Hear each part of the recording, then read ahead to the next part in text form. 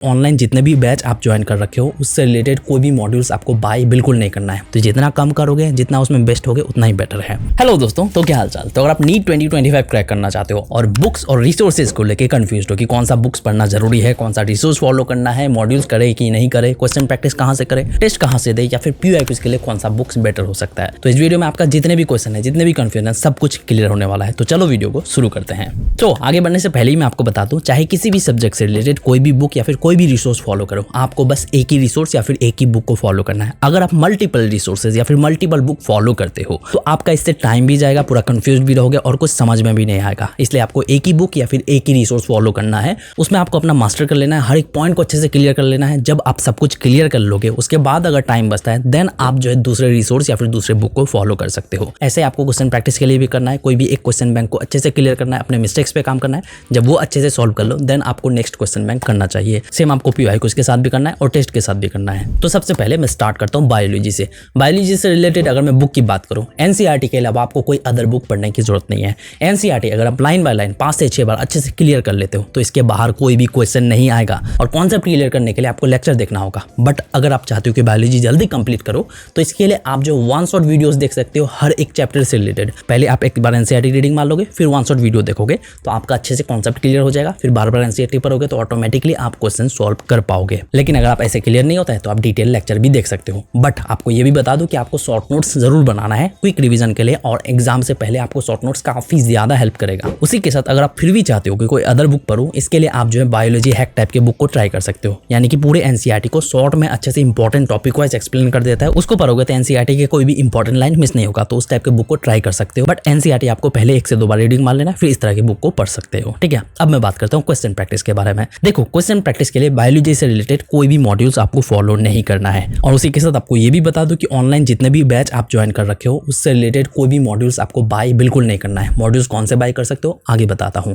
तो question practice के लिए आप चाहो तो ऑनलाइन ऐप का सब्सक्रिप्शन भी ले सकते हो या फिर ऑफलाइन क्वेश्चन प्रैक्टिस भी कर सकते हो। मेरे अकॉर्डिंग ऑनलाइन प्रैक्टिस करोगे तो ज्यादा बेटर रहेगा, क्योंकि ऑनलाइन क्वेश्चन प्रैक्टिस करने से आपका काफी ज्यादा टाइम भी बचेगा और ज्यादा से ज्यादा क्वेश्चन प्रैक्टिस कर पाओगे। कैसे? लेट्स सपोज आप क्वेश्चन प्रैक्टिस कर रहे हो। क्वेश्चन प्रैक्टिस के दौरान कुछ क्वेश्चंस में अगर गलती करते हो तो उस क्वेश्चन में गलती कहाँ हुई उससे रिलेटेड आप डिटेल एक्सप्लेनेशन समझने के लिए आप बुक पढ़ोगे, जिससे आपका टाइम जाएगा। लेकिन वहीं पे अगर आप ऑनलाइन ऐप के थ्रू क्वेश्चन प्रैक्टिस करते हो तो आपको जो उस क्वेश्चन से रिलेटेड डिटेल एक्सप्लेनेशन वहीं पे मिल जाएगा और वीडियो सॉल्यूशंस भी मिल जाएगा, जिससे आपका टाइम भी बचेगा, ज्यादा से ज्यादा क्वेश्चन प्रैक्टिस कर पाओगे। तो यहाँ पे क्वेश्चन प्रैक्टिस के लिए कौन सा ऐप बेटर हो सकता है, इसके लिए मैं आपको रिकमेंड करूंगा NCERT अभ्यास बैच, जो कि नीट प्रेप एसेंशियल की तरफ से है, या फिर अगर आप चाहो तो मेमोनीट ऐप का भी सब्सक्रिप्शन ले सकते हो। इन दोनों को रिकमेंड करने का रीजन यही है कि मैं काफी टाइम से इन दोनों के साथ वर्क करता आ रहा हूँ, इसलिए मैं आपको रिकमेंड कर रहा हूँ। इसके अलावा अगर आपको अदर कोई ऐप अच्छा लगता है तो उसका भी सब्सक्रिप्शन ले सकते हो। लेकिन जरूरी नहीं है कि आपको ऑनलाइन क्वेश्चन ही प्रैक्टिस करना है, ऑफलाइन भी कर सकते हो। ऑफलाइन के लिए आप NCERT एग्जाम्पलर कर सकते हो, फिंगर टिप्स कर सकते हो, और साथ ही साथ आपके कोचिंग के थ्रू आपको DPP जो रेगुलर बेसिस पे दिया जाएगा उसको तो करना ही करना है। उसके बाद बात करता हूँ PYQs के बारे में। PYQs आपको लास्ट 25 ईयर्स या फिर लास्ट 36 ईयर्स का करना ही है, बट ध्यान रहे चैप्टर वाइज होना चाहिए।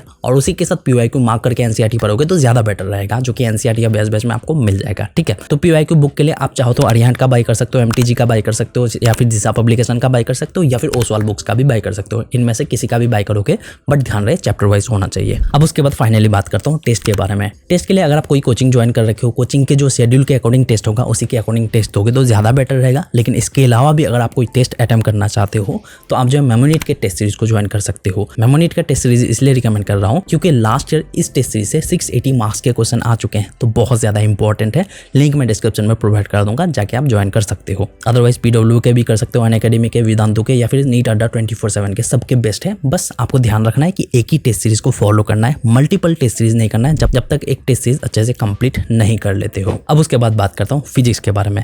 फिजिक्स से रिलेटेड कोई भी बुक आपको बिल्कुल भी नहीं पढ़ना है। आपको जो NCERT चाहो तो एक बार रीडिंग मार सकते हो, और NCERT के जो बैक एक्सरसाइज है, पॉइंट्स टू पॉन्डर है और समरी है, उन सबको पढ़ लेना जरूरी है। अदरवाइज बुक्स नहीं पढ़ोगे तो चल जाएगा, बट कॉन्सेप्ट क्लियर करने के लिए आपको लेक्चर अच्छे से समझना जरूरी है, और साथ ही साथ आपको जो डिटेल नोट्स भी बनाना जरूरी है। डिटेल नोट्स को आप रिवीजन करोगे और लेक्चर अगर अच्छे से क्लियर कर लेते हो तो आराम से आपका कॉन्सेप्ट क्लियर भी होगा और आराम से क्वेश्चंस भी सॉल्व कर पाओगे। बट ध्यान रहे आपको शॉर्ट नोट्स भी बना लेना है क्विक रिवीजन के लिए। और उसी के साथ क्वेश्चन प्रैक्टिस की बात करूं तो क्वेश्चन प्रैक्टिस के लिए आप चाहो तो मॉड्यूल्स को फॉलो कर सकते हो। मॉड्यूल्स के लिए आप एलन या फिर आकाश का बाय कर सकते हो। इन्हीं के मॉड्यूल्स बेस्ट होते हैं, इनके अलावा कोई अदर मॉड्यूल्स करने की जरूरत नहीं।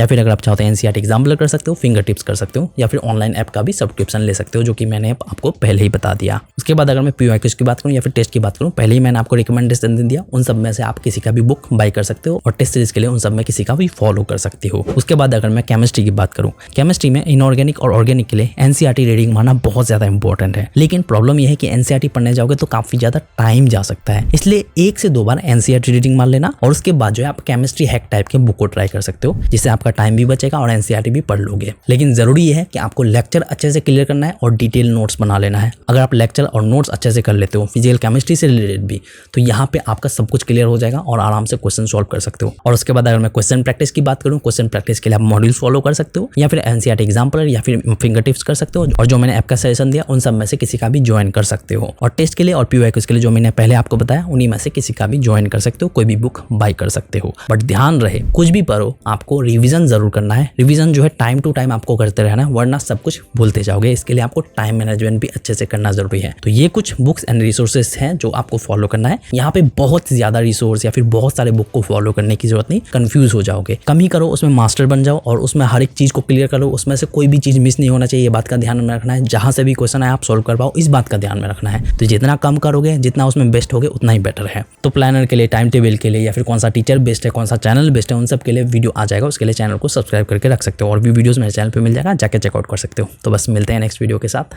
Thank you.